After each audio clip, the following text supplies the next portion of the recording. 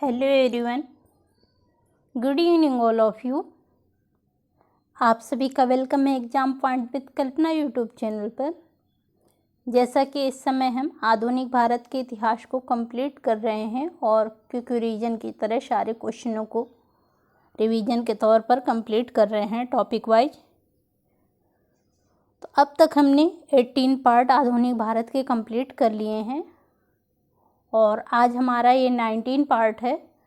और 19 पार्ट में जो है साइमन कमीशन से रिलेटेड ये पार्ट है, लेकिन साइमन कमीशन हेडिंग में ज़रूर है, लेकिन इसमें जो नेहरू रिपोर्ट और पूर्ण स्वराज लाहौर अधिवेशन था, इससे तीनों से रिलेटेड जितने क्वेश्चन हैं उन क्वेश्चनों को हम कंप्लीट कर लेंगे।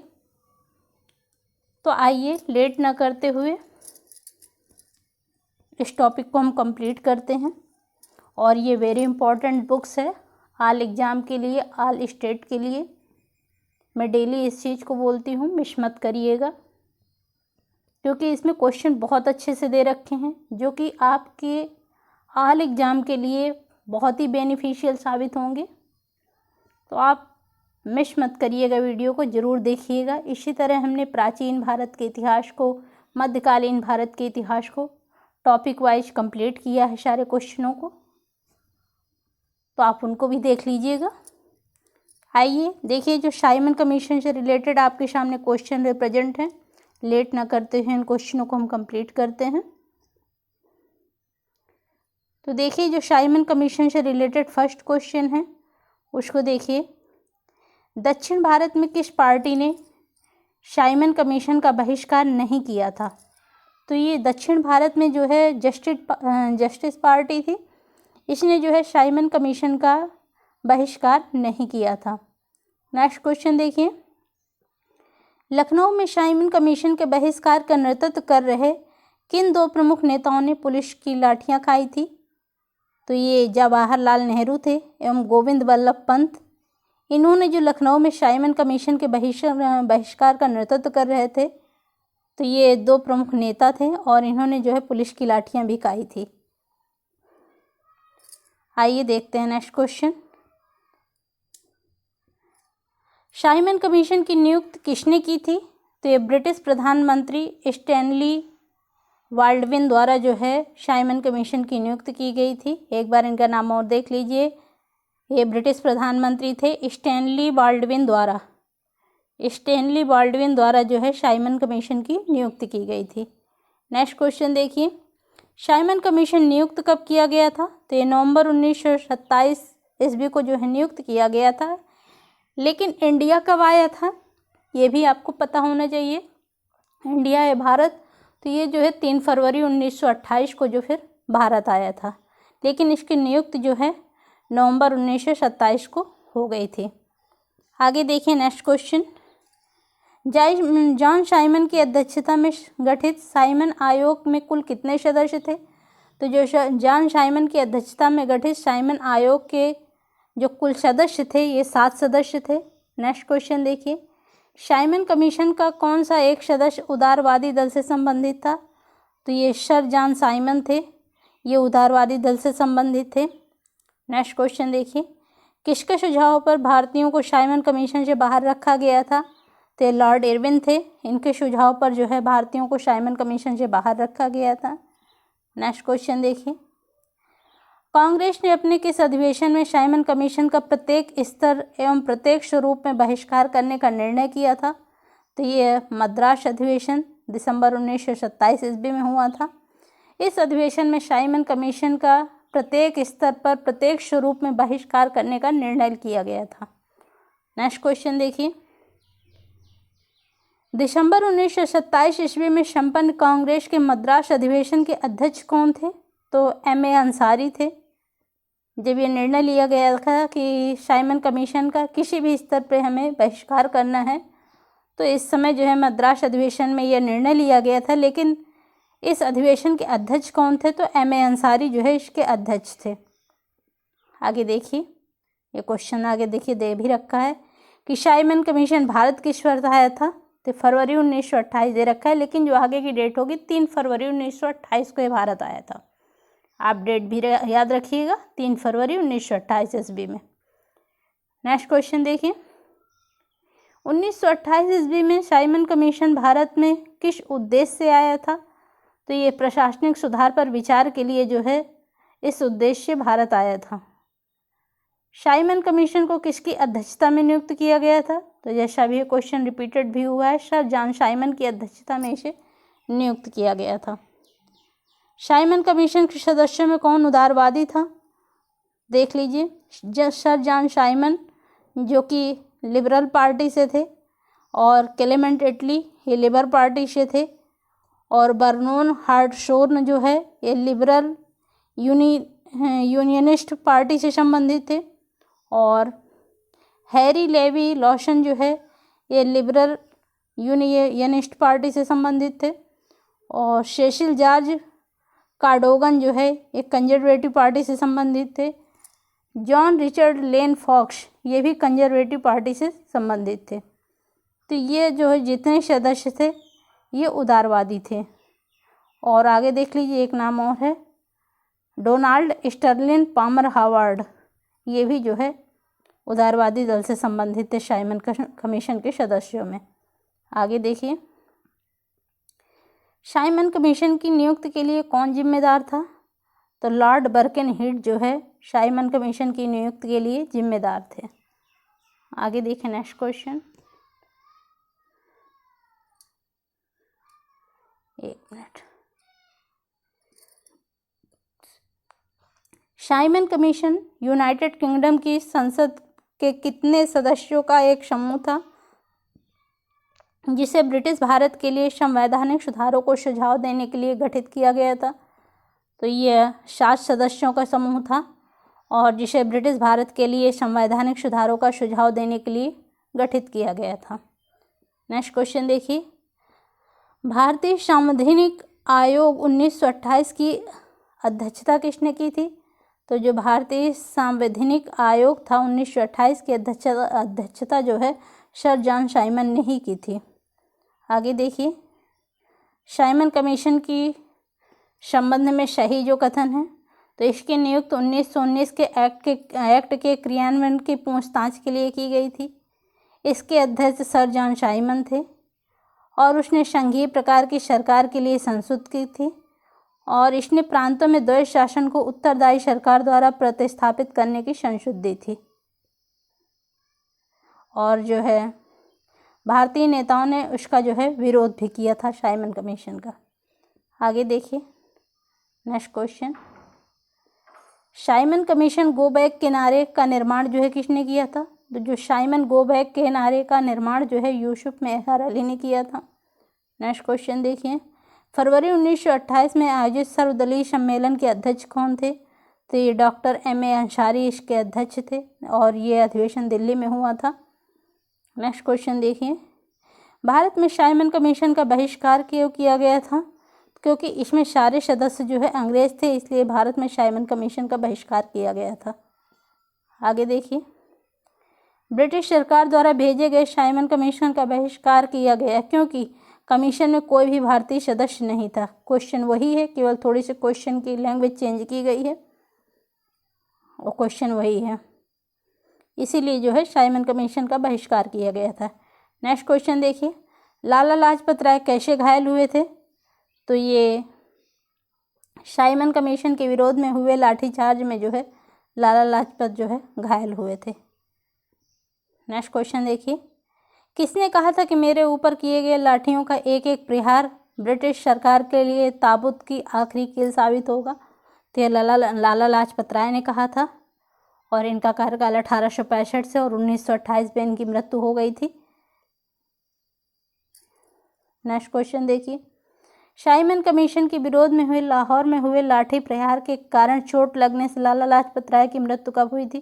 तो 17 नवंबर 1928 ईस्वी में इनकी मृत्यु हो गई थी। आगे देखिए, पंजाब केसरी की उपाधि किसको दी गई थी? तो पंजाब केसरी की उपाधि लाला लाजपत राय को दी गई थी। किसने लाला लाजपत राय को प्रिंस एमंग पीस मेकर्स कहा है? तो ये मोतीलाल नेहरू थे। इन्होंने जो है लाला लाजपत राय को प्रिंस एमंग पीस मेकर्स कहा था। साइमन कमीशन ने अपनी रिपोर्ट कब प्रकाशित की थी? तो ये 27 मई 1930 को जो है इन्होंने अपनी रिपोर्ट प्रकाशित की थी। आगे देखिए नेक्स्ट क्वेश्चन।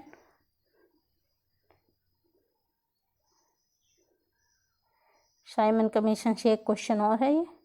इंग्लैंड में सार्वजनिक तौर पर वितरित करने के लिए 1930 के साइमन कमीशन की रिपोर्ट जो है, पहले भाग की चर्चा का विषय क्या था? तो संवैधानिक प्रगति जो है ये पहले भाग की चर्चा का विषय था। आगे देखिए नेहरू रिपोर्ट है, इससे रिलेटेड क्वेश्चन देख लीजिए। नेहरू रिपोर्ट से रिलेटेड जो फर्स्ट क्वेश्चन है उसको देखिए। किसने सर्वप्रथम भारत के लिए औपनिवेशिक स्वराज्य की मांग की थी? तो मोतीलाल नेहरू थे। एक मिनट सॉरी, किसने, फिर से क्वेश्चन को देख लीजिए। किसने सर्वप्रथम भारत के लिए औपनिवेशिक स्वराज्य की मांग की थी? तो ये मोतीलाल नेहरू थे। इन्होंने मार्च 1926 ईस्वी में सर तेज बहादुर सप्रू और जयकर इनके साथ मिलकर जो है इन्होंने औपनिवेशिक स्वराज्य की मांग की थी। नेक्स्ट क्वेश्चन देखिए। साइमन कमीशन के प्रत्युत्तर में किसने नेहरू रिपोर्ट तैयार की थी? तो एमएल नेहरू, मोतीलाल नेहरू ने जो है 1928 ईस्वी में नेहरू रिपोर्ट तैयार की थी। नेक्स्ट क्वेश्चन देखिए। नेहरू रिपोर्ट जो है किसकी अध्यक्षता में एक कमेटी द्वारा तैयार किया गया और इसका विषय था? मोतीलाल नेहरू की अध्यक्षता में तैयार किया गया यह रिपोर्ट था और भारत में संवैधानिक व्यवस्थाओं से रिलेटेड जो है इसका विषय था। नेक्स्ट क्वेश्चन देखिए। भारतीय स्वतंत्रता आंदोलन के काल के संदर्भ में नेहरू रिपोर्ट में किन विषयों की अनुशंसा की गई थी?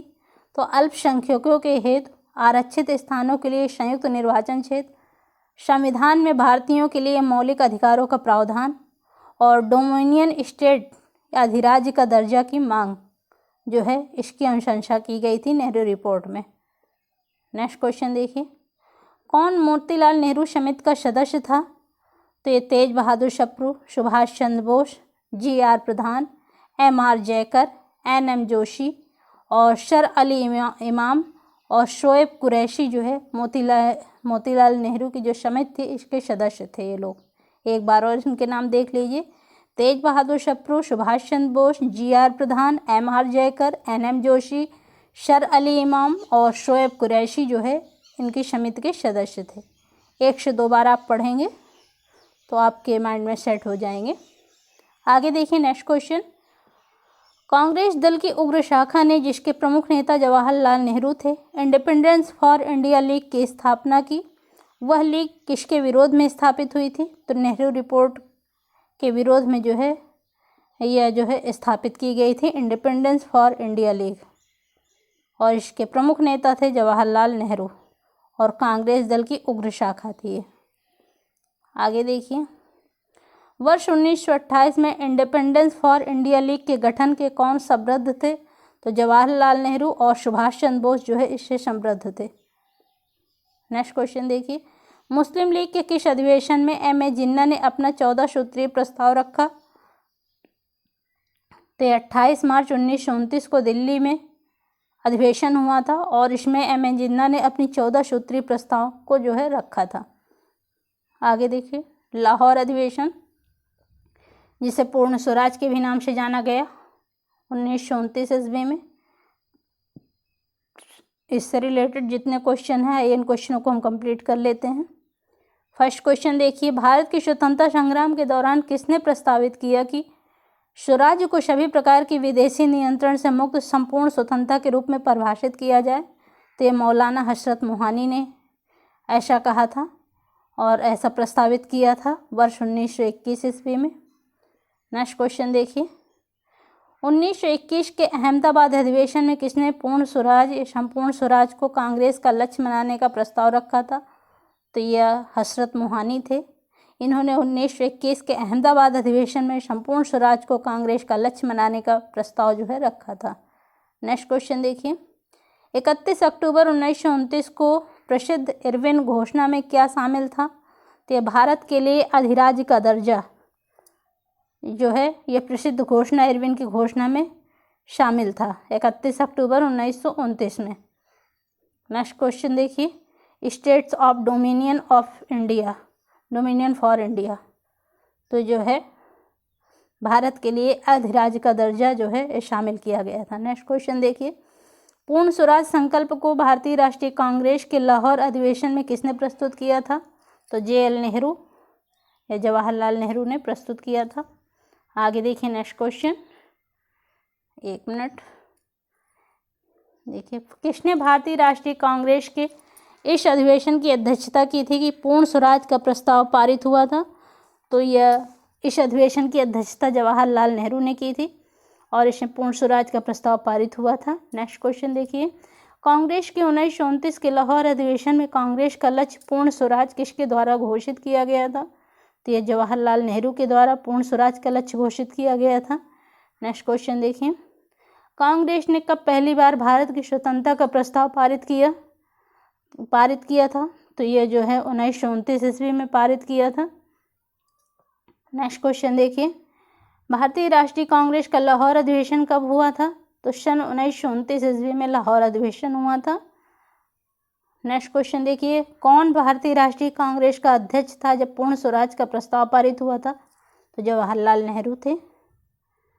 और नेक्स्ट क्वेश्चन देखिए, भारतीय राष्ट्रीय कांग्रेस का वह अधिवेशन जो है इसमें संपूर्ण स्वाधीनता की शपथ ली थी और वह कौन सा था? तो ये लाहौर अधिवेशन था 1929 ईस्वी में। देखिए कितने बार ये क्वेश्चन पूछा गया है, तो आप मिस मत करिएगा, बहुत अच्छे से देख लीजिएगा। हर एग्जाम में क्वेश्चन पूछा गया है, तभी ये क्वेश्चन इतने बार रिपीटेड हुआ है। थोड़े थोड़े से शब्दों को इधर उधर करके सिर्फ क्वेश्चन को घुमाया गया है। भारतीय राष्ट्रीय कांग्रेस ने पूर्ण स्वतंत्रता प्राप्ति का लक्ष्य जो है किस वर्ष घोषित किया? तो वर्ष 1929 ईस्वी में जो है इसको पूर्ण स्वतंत्रता प्राप्ति का लक्ष्य घोषित किया था। नेक्स्ट क्वेश्चन देखिए, भारतीय राष्ट्रीय कांग्रेस के किस अधिवेशन की अध्यक्षता जवाहरलाल नेहरू ने सर्वप्रथम की थी? तो यही लाहौर अधिवेशन था 1929 ईस्वी में। इस अधिवेशन की अध्यक्षता जवाहरलाल नेहरू ने सर्वप्रथम की थी। स्वतंत्रता का नवग्रहित तिरंगा पहली बार कब लहराया गया था? तो 31 दिसंबर 1929 ईस्वी को जो है स्वतंत्रता का नवग्रहित तिरंगा जो है पहली बार लहराया गया था। 31 दिसंबर 1929 को अर्धरात्रि में भारतीय राष्ट्रीय ध्वज किसने फहराया था? तो जवाहरलाल नेहरू ने फहराया था। आगे देखिए, भारतीय राष्ट्रीय कांग्रेस के लाहौर अधिवेशन 1929 के अध्यक्ष कौन थे? जवाहरलाल नेहरू थे। स्वतंत्रता आंदोलन के इतिहास में भारतीय राष्ट्रीय कांग्रेस 1929 का अधिवेशन इसलिए महत्वपूर्ण है क्योंकि इस अधिवेशन में कांग्रेस के लक्ष्य के तौर पर पूर्ण स्वराज की प्राप्ति को स्वीकृत किया गया था। इसलिए जो है यह अधिवेशन महत्वपूर्ण है। नेक्स्ट क्वेश्चन देखिए, 1929 में कांग्रेस के लाहौर अधिवेशन में पारित संकल्प में शामिल था कि भारत की विदेश नीति की घोषणा, पूर्ण स्वराज के लक्ष्य की घोषणा और सविनय अवज्ञा आंदोलन प्रारंभ करने की तैयारी। नेक्स्ट क्वेश्चन देखिए, किस राष्ट्रीय नेता ने 1929 में कहा था कि कांग्रेस कोई श्रमिक संगठन नहीं बल्कि हर तरह के लोगों का एक बड़ा समूह है? तो ये जवाहरलाल नेहरू ने ऐसा कहा था और 1929 ईस्वी में ही कहा था कि कांग्रेस कोई श्रमिक संगठन नहीं है बल्कि हर तरह के लोगों का एक बड़ा समूह है। नेक्स्ट क्वेश्चन देखिए, भारतीय राष्ट्रीय कांग्रेस द्वारा किस दिन पूर्ण स्वराज दिवस घोषित किया गया था? तो 26 जनवरी 1930 को पूर्ण स्वराज दिवस घोषित किया गया था। पूर्ण स्वराज की बद्धता के साथ भारत में प्रथम स्वतंत्रता दिवस कब मनाया गया था? तो 26 जनवरी 1930 ईस्वी को मनाया गया था। आगे हमारा कंप्लीट हो गया, इतने क्वेश्चन थे। कल हमारा जो नेक्स्ट पार्ट रहेगा वो सविनय अवज्ञा आंदोलन से रहेगा। जितने उससे रिलेटेड क्वेश्चन रहेंगे उनको लेकर हम आएंगे। तब तक आप इसको कंप्लीट करिए, 102 बार देख लीजिएगा और रिवीजन कर लीजिएगा, मिस मत करिएगा क्योंकि वेरी इम्पॉर्टेंट क्वेश्चन है। आप खुद देखते हैं कितनी बार ये क्वेश्चन रिपीटेड हुए हैं एग्ज़ाम में। ठीक है, आज के लिए इतना ही। और मेरे मोटिवेशन के लिए मैं डेली बोल देती हूँ, प्लीज़ सब्सक्राइब शेयर ज़रूर करिएगा जिससे मुझे मोटिवेशन मिलता है। और मैं आपके लिए ऐसे ही यूजफुल जो है वीडियो वेरी इंपॉर्टेंट क्वेश्चन के लेकर आती रहूँगी, जो कि आपके आल एग्ज़ाम के लिए वेरी वेरी इंपॉर्टेंट रहेंगे। ठीक है, आज के लिए इतने। Thank you so much.